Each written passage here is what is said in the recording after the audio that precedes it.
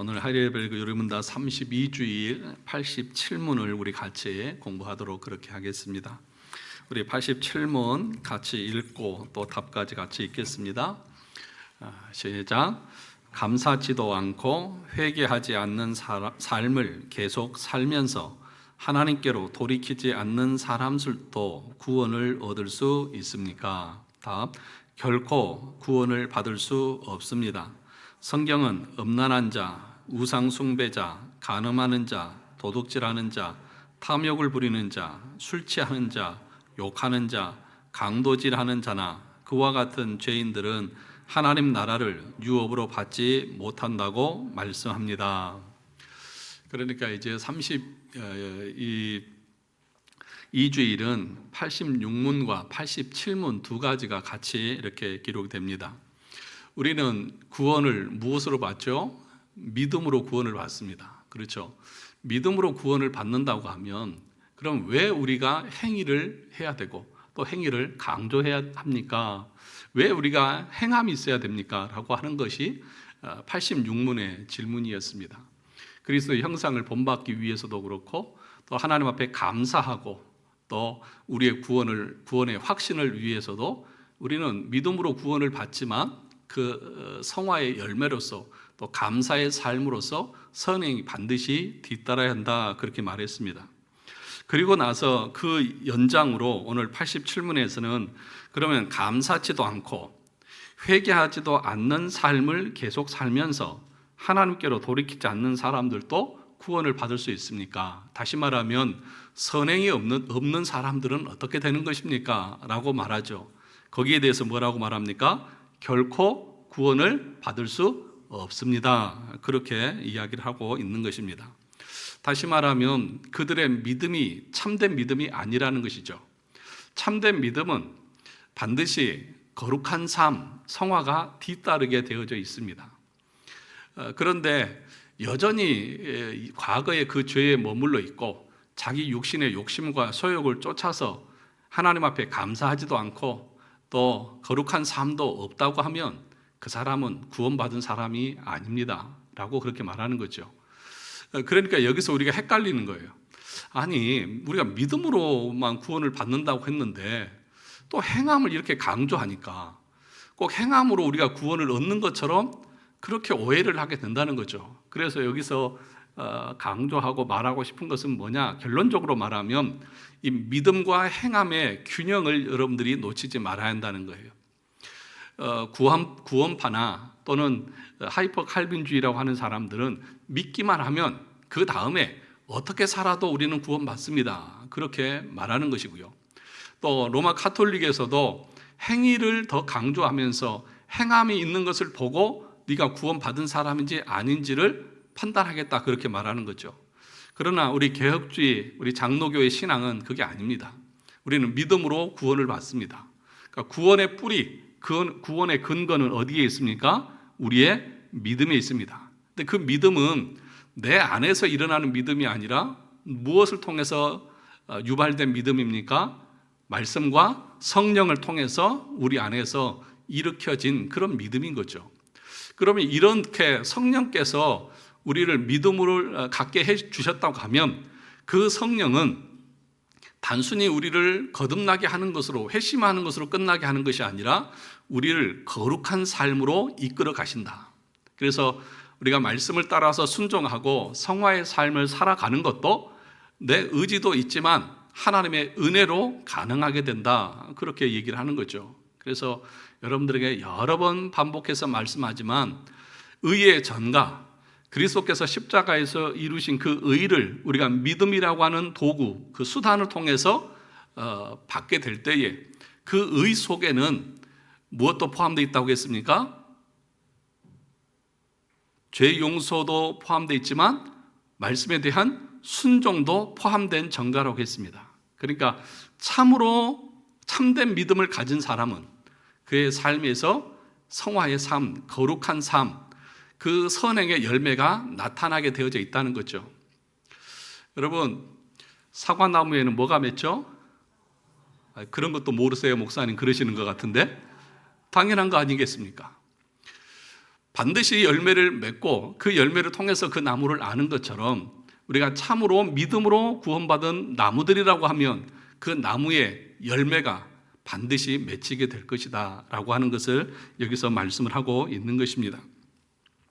그래서 그 얘기를 계속해서 말씀을 하면서 오늘 2페이지 그 중간에 보시면 오늘 본문의 요절의 말씀이 있죠.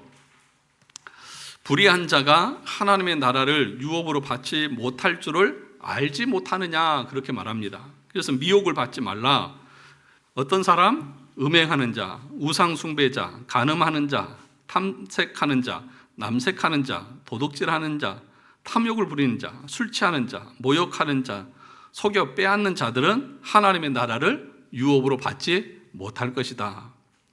그러니까 이 구절을 보면 우리가 당황스럽습니다. 왜냐하면 우리는 믿음으로 구원을 받는 것인데 이 행위가 없다고 해서 이 사람들이 지옥 간다고 그렇게 말하니까 자꾸 사람들이 믿음과 행함의 관계에서 헷갈리는 그런 모습을 보이는 것이죠. 바울이 말하고 있는 이 행함에 대한 문제들, 이런 죄악들은 어떤 것을 말하는 것입니까? 이 페이지 제일 마지막에 보시면 어떤 악행을 언급됩니까? 음란을 행한 자는 매춘 행위를 하는 자들, 우상숭배자, 간음하는 자, 바람 피우고, 또 탐색하는 자는 여색을 밝히고, 남색하는 자, 동성연애자, 도적과 탐욕하는 자, 그러니까 돈에 대한 탐욕이 많고 알코올 중독돼 있고 욕하고 또 남의 것을 빼앗고 폭리를 취하는 그런 모든 사람들을 여기서 말씀을 하고 있는 것입니다. 그런데 이것은 여러분들이 잘 기억해야 될 것이 바울이 말하고 있는 이 에베소서 5장의 이 고린도서의 이 말씀은 그 앞에 뭔가를 전제하고 있는 그런 말씀입니다. 3페이지 중간을 보시죠. 앞에 5장을 보시면 고린도전서 5장 10절과 11절에서 이 말은 이 세상에 음행하는 자들이나 탐하는 자들이나 속여 빼앗는 자들이나 우상 숭배하는 자들을 도무지 사귀지 말라 하는 것이 아니니 만일 그리하려면 너희가 세상 밖으로 나가야 할 것이다.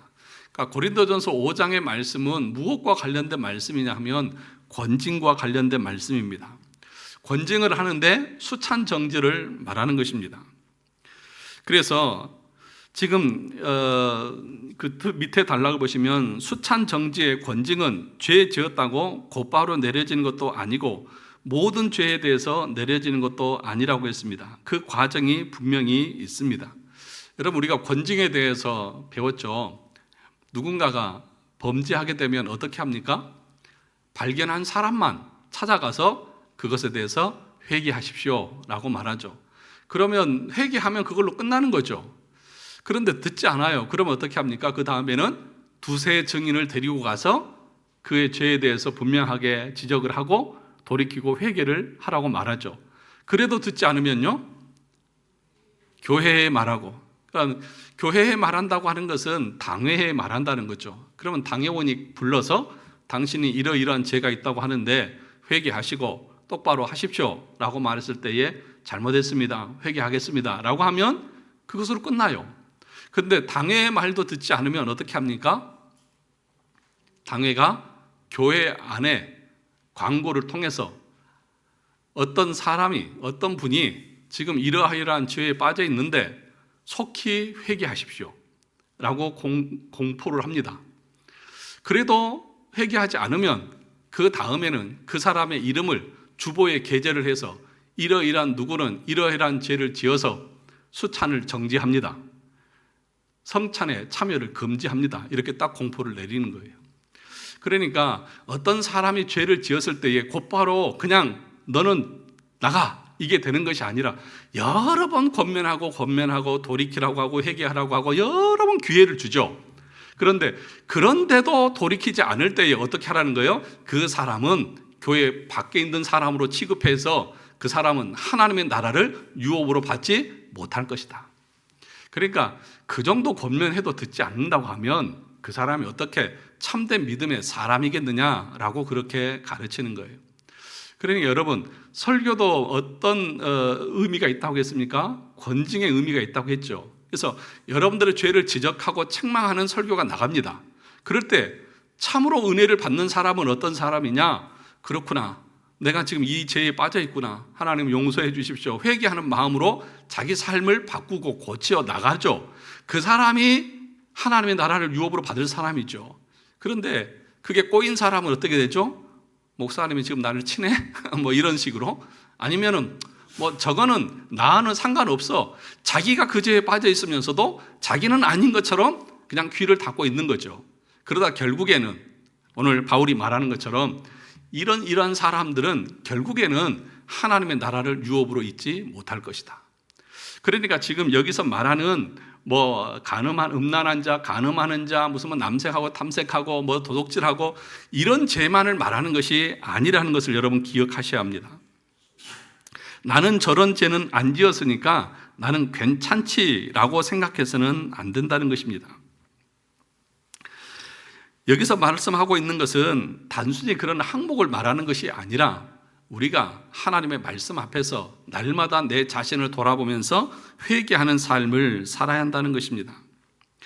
자, 4페이지 밑에서 세 번째 단락을 보시죠.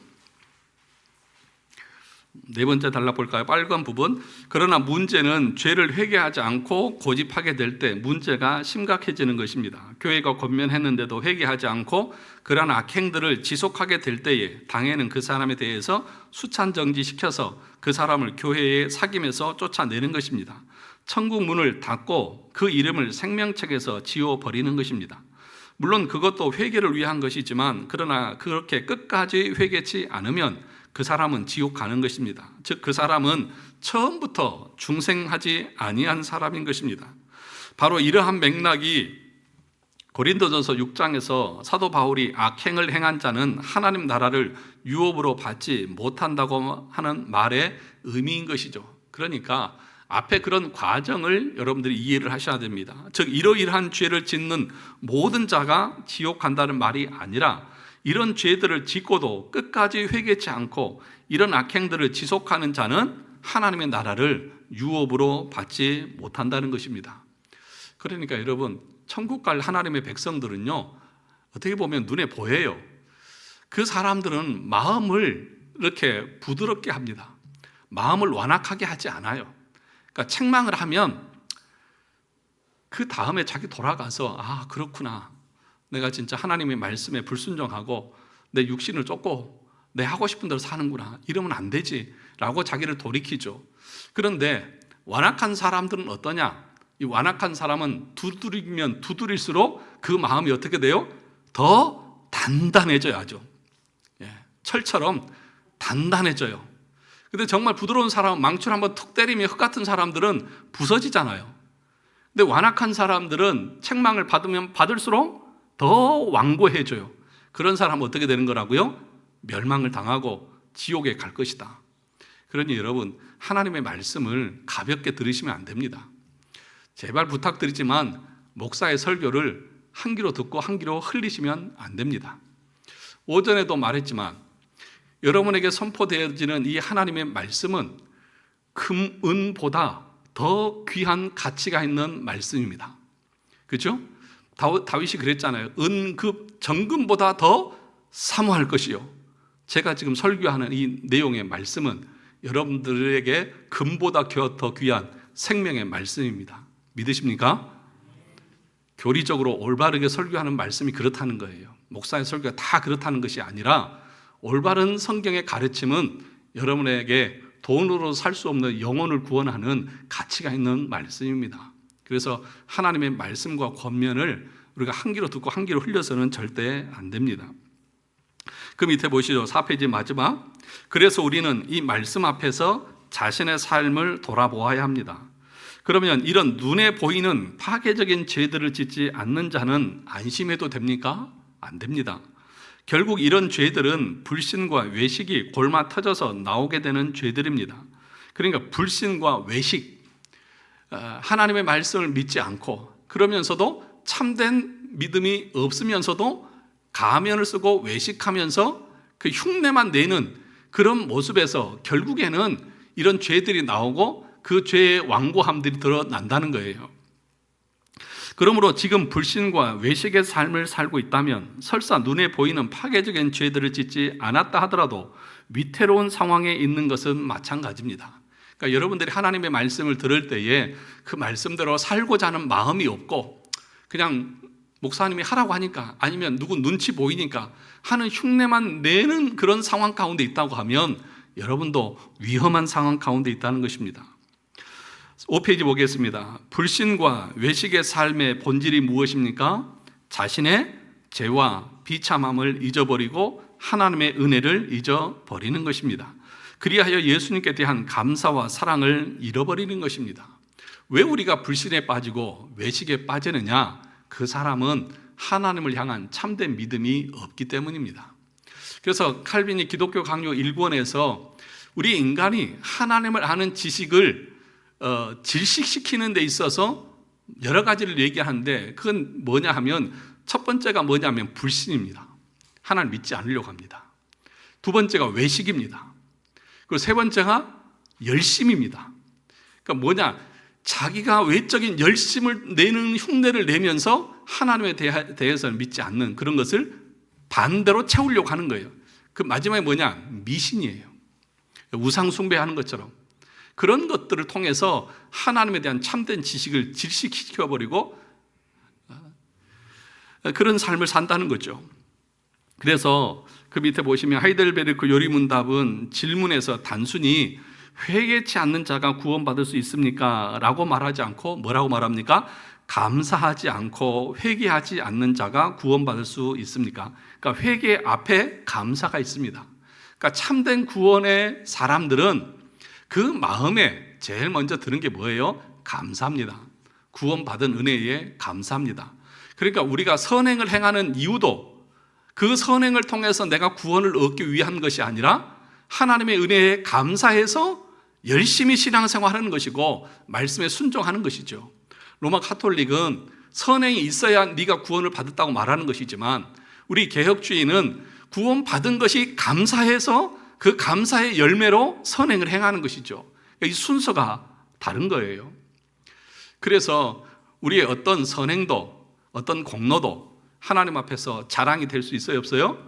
없어요. 그래서 우리는 우리의 행위나 공로가 자랑일 수 없어요. 눈을 뜨시고 자랑일 수 없습니다. 그러니까 우리가 교회 안에서 어떤 봉사와 헌신을 해도 그것으로 내 의를 주장하고 자랑할 수 없어요. 그건 뭐예요? 하나님께서 나에게 베풀어 주신 그 은혜의 감사의 열매예요.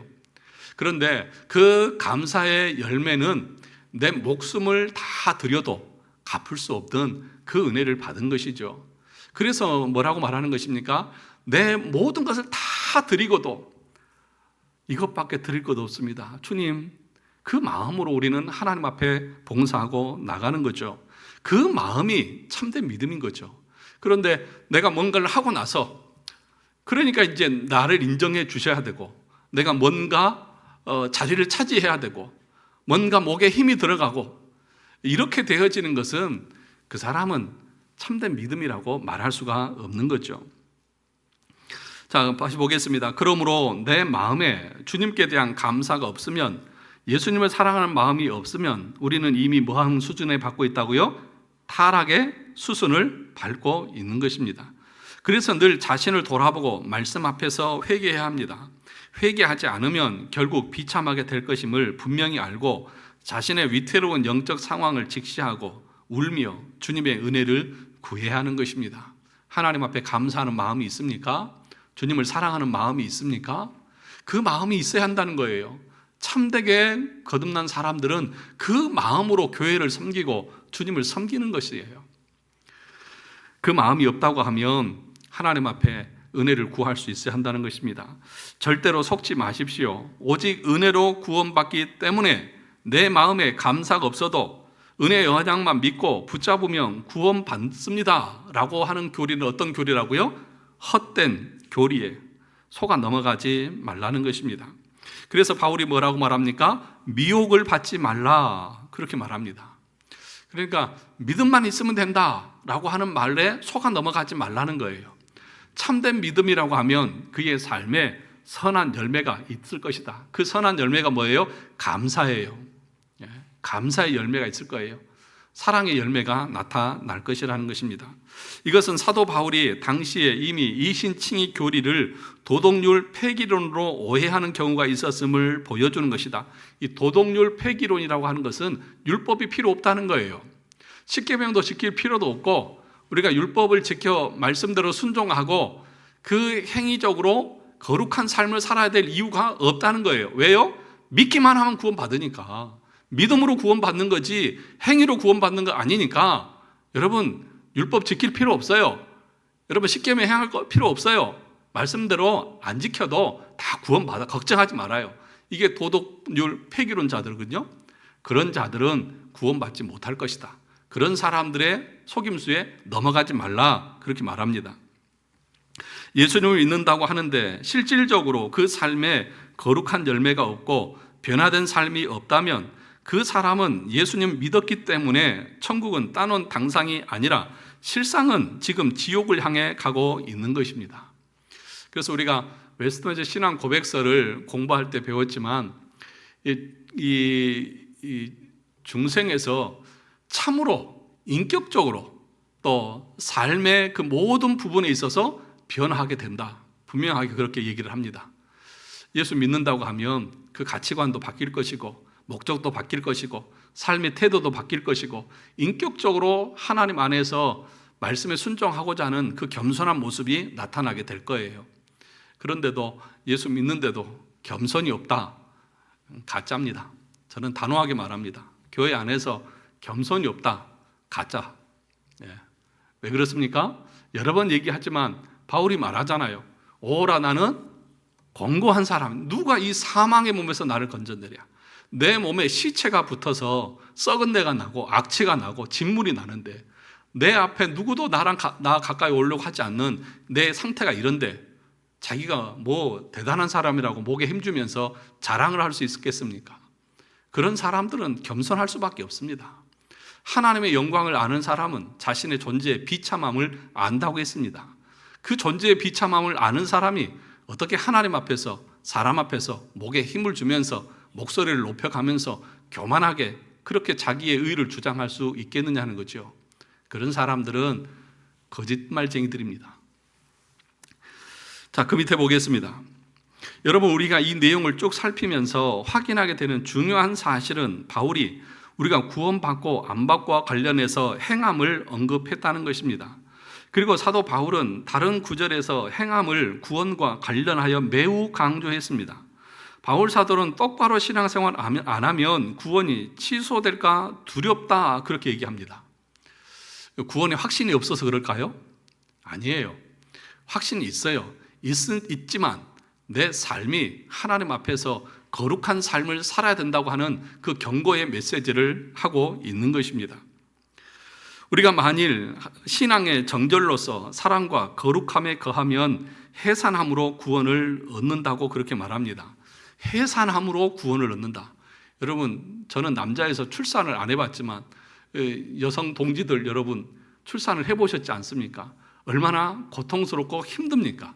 다시 말하면 우리의 구원이 단순히 먹고 마시고 놀고 편하게 게으른 상태에서 구원을 이룰 수 있는 것이 아니라 하나님에게 참된 믿음을 가지고 있는 사람이라고 하면 애를 낳는 그 해산하는 그 고통과 그 열심과 그 애씀을 가지고 우리의 구원을 이루어갈 수 있어야 한다는 것입니다.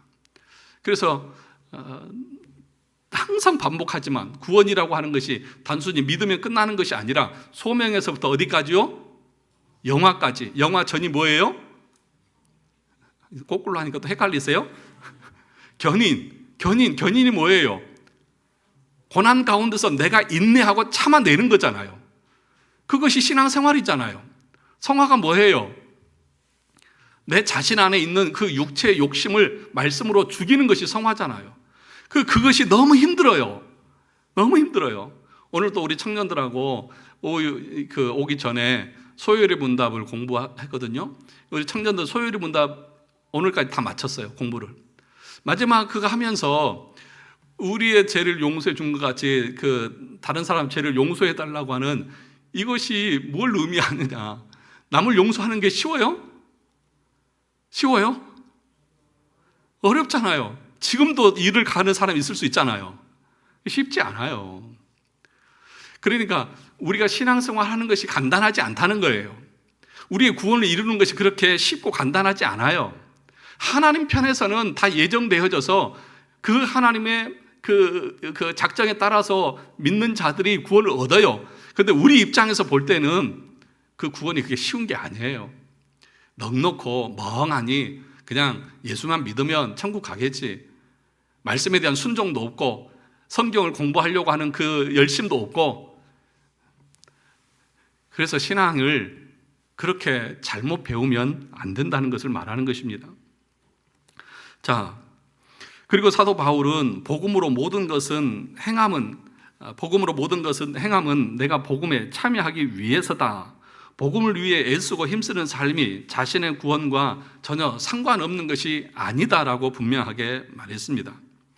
행위로 구원받는다는 말이 아니라 참된 믿음의 삶은 그 말씀에 순종하고자 하는 행함이 따르게 되어져 있다라고 하는 것을 말씀하고 있는 것입니다. 그러므로 성도 여러분, 신앙에 열심을 내시기 바랍니다.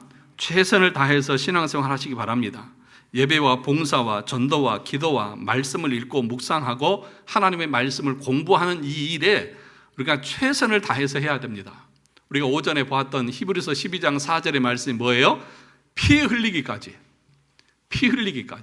전투하듯이 내가 이것에 지면 죽는다, 나 멸망받는다, 이 마음을 가지고 하나님 앞에서 열심을 품고 섬겨야 된다.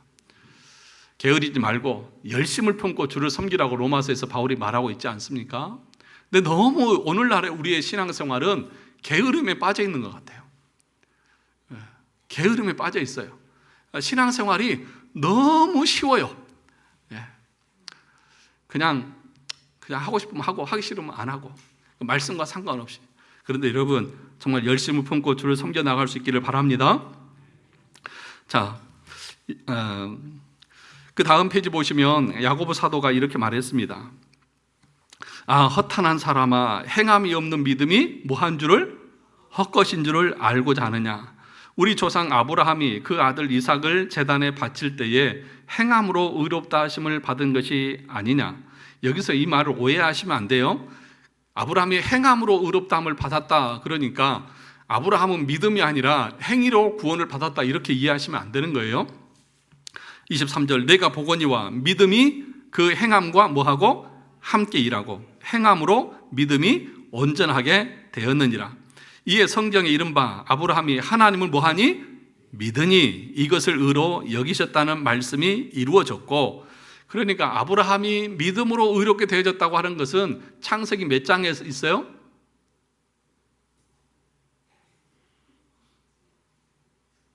내가 수도 없이 얘기했는데도 15장에 있잖아요. 아브라함의 그 믿음을 보시고 하나님은 의롭다 하셨어요. 그러니까 구약의 백성들도 행위로 구원을 받은 것이 아니라 믿음을 통해서 구원을 받은 겁니다. 그런데 아브라함이 이삭을 바친 것은 창세기 몇 장이에요? 다 지옥 가시겠네? 농담이고요. 22장이잖아요. 그러니까 여러분 순서적으로 보셔야 돼요. 아브라함의 믿음으로 의롭다함을 받았습니다. 그런데 그 믿음이 무엇과 함께 일한 거예요? 행함과 함께 드러난 거예요.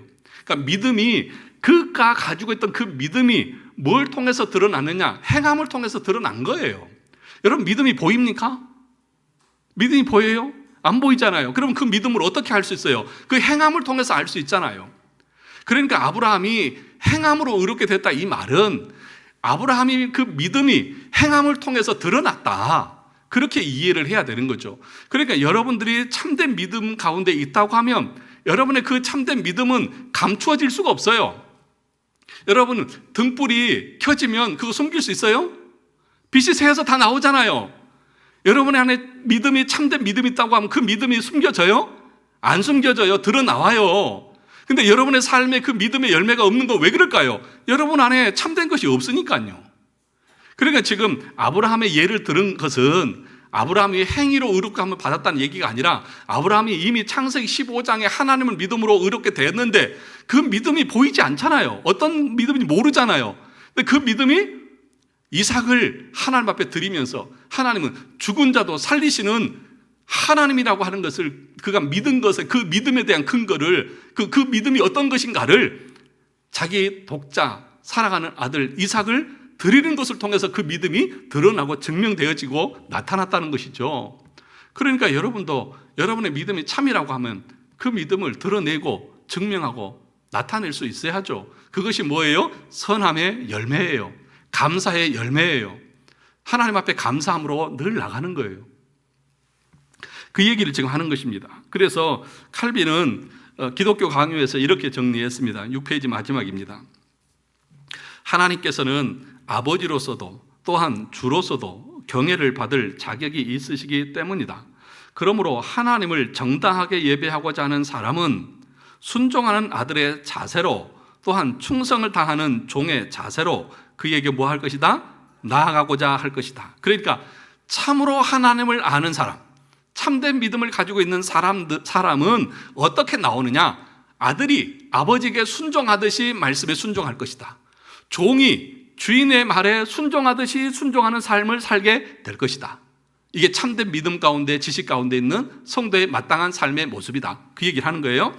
그 다음에 마음속에서 하나님 아버지께서 우리를 향하여 어떤 분이신가를 생각하는 사람은, 그러니까 하나님이 어떤 사람이냐, 창조자 하나님이 어떠고 구속자 하나님이 어떤 분인지 이 이중 지식을 가지고 있는 사람들의 마음은 어떤 마음일까?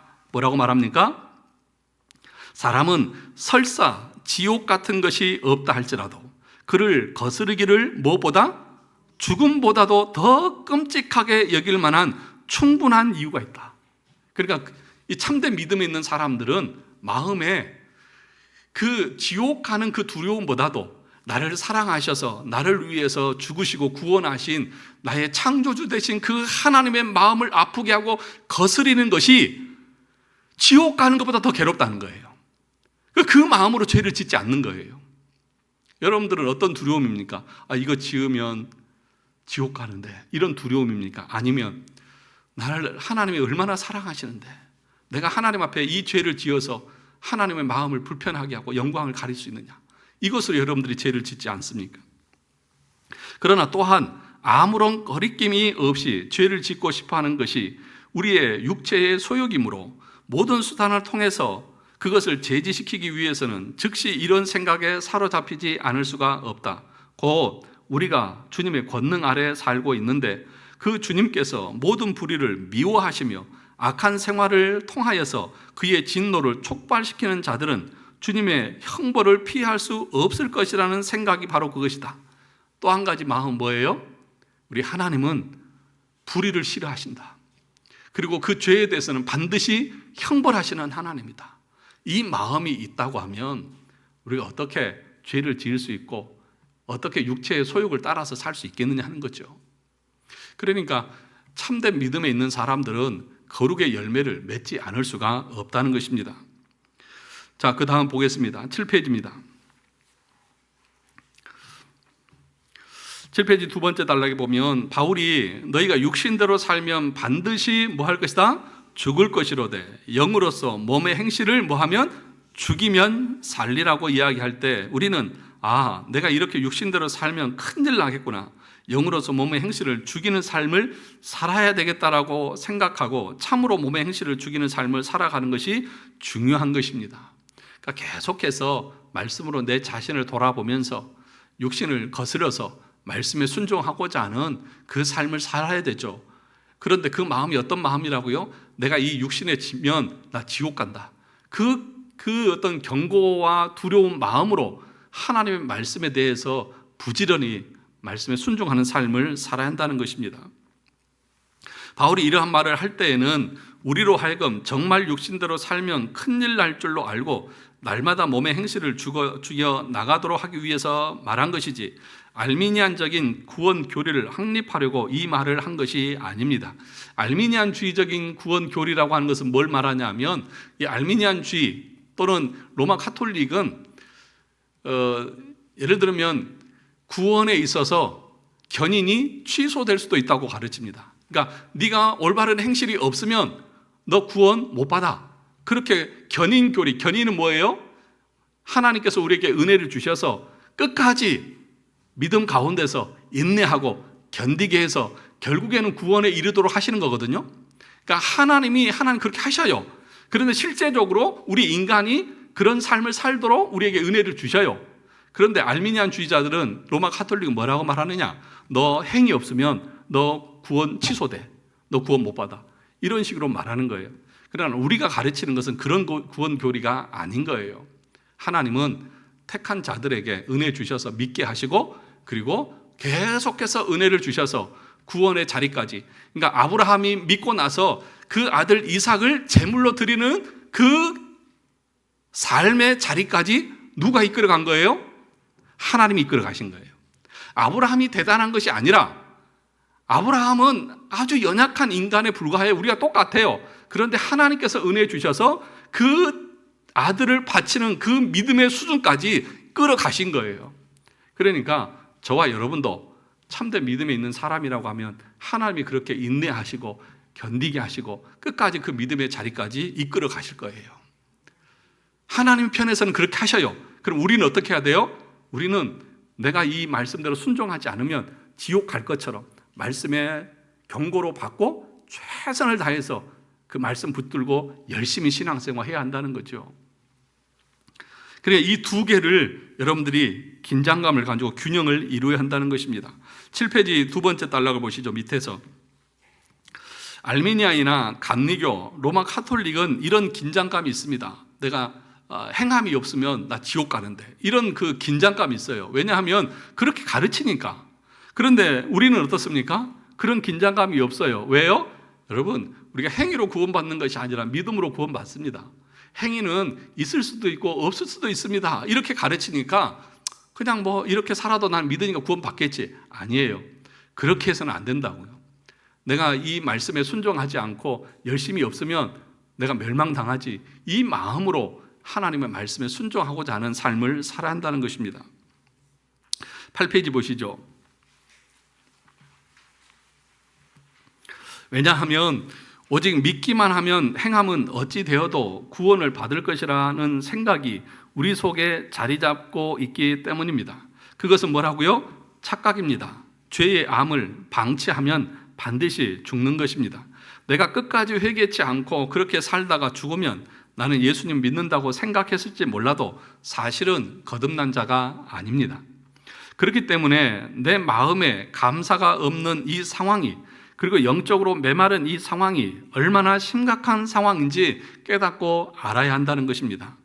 이러한 신앙생활의 긴장감, 죄에 빠지는 것에 대한 심각성, 그리고 목숨 걸고 회개하는 모습들이 철로 역정이라고 하는 존 버년이 쓴 위대한 책인 이 철로 역정에 보면 이런 이야기가 나옵니다. 철로 역정에 보면 크리스찬이 골고다 언덕에서 예수님을 만나서 죄의 짐을 내려놓게 되었을 때 세 사람이 와서 크리스찬이 입고 있던 누더기 옷을 벗겨 새 옷으로 갈아입혀주고 이마에 인을 치고 그리고 언약 문서를 줍니다. 이 언약 문서는 천국 입국 허가서입니다. 이것이 있어야 나중에 천국 문을 통과할 수 있습니다. 그래서 크리스찬은 이미 구원받은 천국 시민입니다. 그런데 그것으로 끝이 아니라 이 언약 문서를 들고 긴 순례 여정을 통과해서 죽음의 강을 건너 천국에까지 가야 하는 것입니다.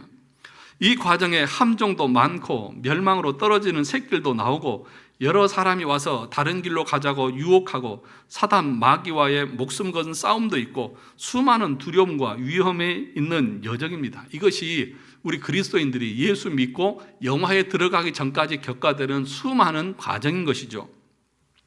그 위험은 크리스찬에게 가상적인 위험이 아니라 실제적인 위험입니다. 그래서 이미 구원받았지만 그러나 천성에 이를 때까지는 무엇을 늦추지 말고 긴장감을 늦추지 않고 조심스럽게 걸어야 합니다. 그런데 조마조마하고 두려워하는 마음만 있는 것이 아니라 오히려 그보다 더 그 마음에 확신과 즐거움이 있는 것입니다. 왜요? 모든 죄를 사함받았고 새 옷을 입었고 언약 문서를 가지고 있기 때문에 천국 백성이 되었다는 것으로 인해서 기뻐하고 감사하면서 즐거움으로 기대감을 가지고 그 길을 걸어가는 것입니다. 즉 언약 문서는 구원의 확신을 의미합니다. 그래서 크리스찬이 그 길을 갈 때 기뻐 날뛰면서 가는 것입니다. 여러분에게 이런 구원의 감격과 기쁨이 있기를 원합니다. 그런데 높은 언덕으로 올라가다가 순례자를 위해서 쉬어갈 수 있도록 해놓은 정자가 있었습니다. 거기서 이 크리스찬이 쉬면서 옷을 만지작거리고 언약 문서를 다시 꺼내서 읽어보면서 힘들고 고생스러운 순례길에서 위안을 얻습니다. 우리도 그렇잖아요. 고생길이 되고 힘들어도 예수 믿음으로 우리가 구원이 천국이 예비되어 있다는 것을 소망하면서 위로를 얻잖아요. 그런데 거기까지는 좋아요. 그런데 거기서 깊은 잠에 빠지게 됩니다. 이것이 굉장히 재미있습니다. 옷과 언약 문서는 자신이 온전히 구원받았다고 하는 하나님의 보증을 의미하는데 그것을 만지고 보고 나서 뭐에 빠져요? 영적인 잠에 빠지는 것입니다. 즉 자신이 이미 완전한 구원을 얻었다는 사실을 통해 위로 확신을 얻기도 하지만 우리의 죄악된 본성은 그것을 가지고서 육체의 기회로 삼는다는 것이죠.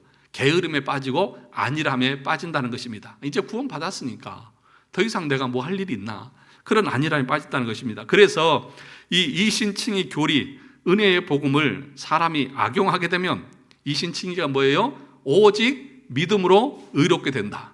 오직이라는 말이 중요한 거. 오직. 다른 행위는 0.0001%도 보탬이 되지 않아요. 오직 의리는. 그러니까 행할 이유가 없다고 생각한다는 것이죠. 악용하게 되며 아직 완성되지 않았고 끝까지 걸어가야 한다는 목표의식과 잘못하면 망할 수 있다는 긴장감이 뭐예요? 사라지면서 그 신앙생활이 느슨해지고 헐렁헐렁해지고 그러면서 영적 의무를 게을리하게 되는 것입니다. 영적 의무가 뭐예요? 말씀을 읽고 기도하고 전도하고 예배하고 봉사하고 하는 그 모든 것들에 대해서 게을러지는 거예요. 죄 가운데 사는 것입니다. 그것이 영적인 잠에 빠지게 되는 것입니다. 그렇게 크리스찬이 잠잘 때 언약 문서를 놓치게 되는 것입니다. 정자 밑으로 그것이 굴러 떨어지고 말았습니다. 그런데 그것도 모르고 계속 잠을 자고 있는 것입니다. 마찬가지로 우리가 영적인 잠에 빠지게 되면 이렇게 될 수밖에 없다는 것입니다. 구원의 확신이나 기쁨이나 신앙생활의 즐거움이 사라지는 것입니다. 그리고 내면의 고통과 번민과 괴로움과 절망과 슬픔이 엄습하는 것입니다. 지금 영적인 잠에 빠져 있는데 스스로의 구원을 확신한다면 그것은 뭐라고요? 양심에 화인 맞은 것과 같습니다. 여러분이 지금 게으름에 빠져 있고 하나님 앞에서 자신을 돌아보지 않는 그 나태함에 빠져 있으면서도 자신의 구원을 확신하고 있다면 그 사람의 양심은 화인 맞은 사람과 같다. 두려워할 줄 알아야 한다는 것입니다. 없는 것이 정상입니다. 없어야 고통 속에서 구원을 부르짖으며 회개하게 되는 것입니다. 이 회개의 과정을 이 철로 역정이 잘 보여줍니다. 그렇게 크리스찬이 깊은 잠에 빠져 있는데 그때 누군가 다가와서 그 잠자는 사람을 깨웁니다. 이 사람이 잠언 말씀을 인용해서 깨웁니다. 같이 읽어볼까요? 게으른 자여 개미에게 가서 그가 일하는 모습을 보고 지혜를 얻으라. 이것은 목회자를 통해 게으름을 책망받는 것을 의미합니다. 그래서 그 말씀 앞에서 크리스찬이 잠이 벌떡 깨서 다시 길을 한참 걸어가는데 그 여정에 수많은 위험과 함정이 있으니까 두려운 마음이 들어서 위로 확신을 얻기 위해 품에서 언약 문서를 찾는데 그 언약 문서가 없습니다. 어디로 갔습니까? 잠잘 때 정자에서 굴러 나가버렸죠. 그제야 정자에서 놓친 것을 깨닫고 자신의 심각한 영적 상태를 직시하게 되었습니다. 어떤 마음일까요? 천국 입국 허가서를 잃어버렸어요. 어떻게 해야 됩니까? 없어도 되지 라고 해야 됩니까? 그거 없으면 천국에 갈 수 없는데 가슴이 철렁 내려앉았을 것입니다. 그래서 이 크리스찬이 어떻게 합니까? 눈물을 흘리면서 아이고 큰일 났다. 이제 어쩐단 말인가? 내가 왜 그때 졸았던가? 자신을 끊임없이 자책하면서 왔던 길로 돌아가서 정자 밑에서 그 언약 문서를 찾아 헤매는 것입니다. 언제까지요? 찾을 때까지. 찾으면서 좀 쉬었다가 찾고 놀다가 취미생활하고 TV보다 흘렁흘렁 찾는 것이 아니라 뭐해요? 식음을 전폐하듯이 찾는 거예요. 요한계시록 2장 4절과 5절에 보면 그러나 너를 책망할 것이 있나니 너의 처음 사랑을 버렸느니라. 그러므로 어디서 떨어졌는지를 생각하고 회개하여 처음 행위를 가지라. 만일 그리하지 아니하고 회개하지 아니하면 내가 내게 가서 내 촛대를 그 자리에서 옮기리라. 에베소 교회는 진리의 말씀을 잘 배우고 알아서 이단을 물리치고 올바른 가르침 가운데 있었지만 그들은 그것뿐이었고 그 다음에 그들이 있어야 될 무엇이 없었어요? 영적인 긴장감, 처음 가졌던 하나님의 사랑에 대한 감사가 그들 가운데 사라져버렸던 것이죠.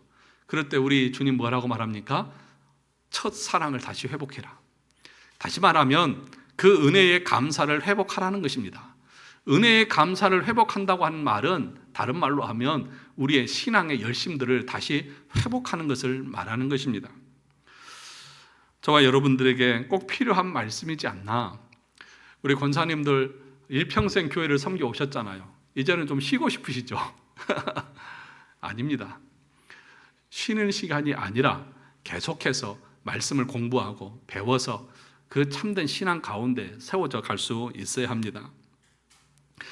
10페이지 마지막을 보시면 항상 모든 문제의 본질은 처음 행위를 잃어버리는 것입니다. 자신이 얼마나 죄로 인해 비참한지 알고 이런 자신에게 주님께서 어떤 은혜를 베풀어 주셨는지를 알아서 그 예수님 앞에 엎드려 예수님을 사랑하고 예수님께 감사하면서 주님을 나의 왕이요 주님으로 모시는 마음과 삶, 여기서 이탈되는 것이 모든 문제의 시발점입니다.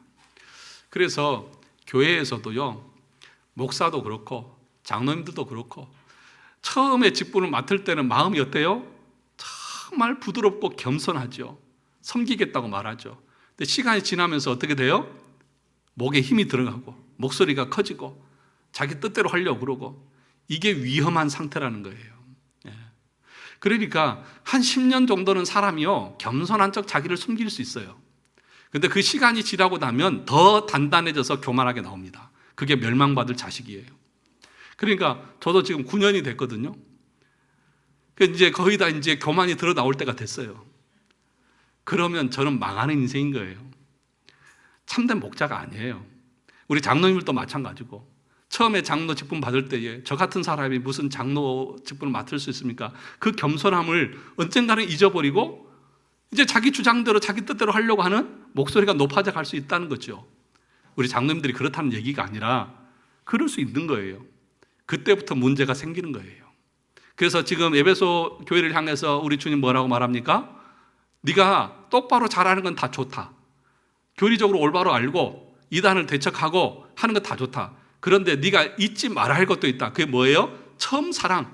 네가 얼마나 비참한 죄인이었는지, 어떤 죄에서 너를 건져주셨는지 그 은혜에 대한 감사함을 네가 잊는 그 순간부터 너는 망하는 인생이다. 그렇게 말하는 거예요. 그러니까 저도 마찬가지고 모두에게 주시는 말씀인 겁니다.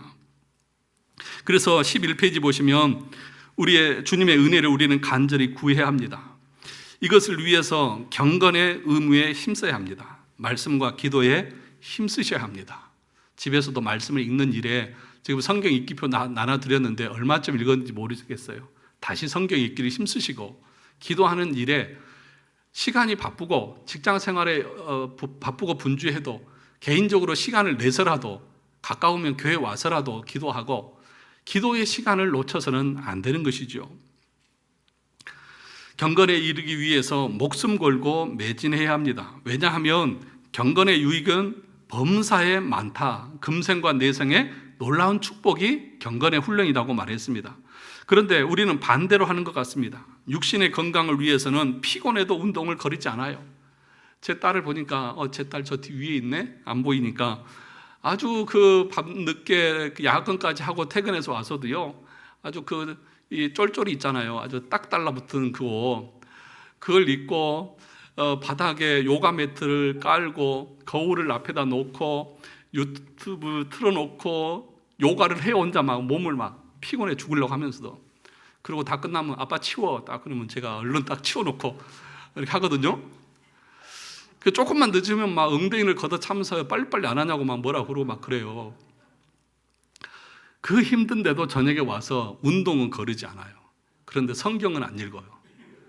기도하지는 않아요.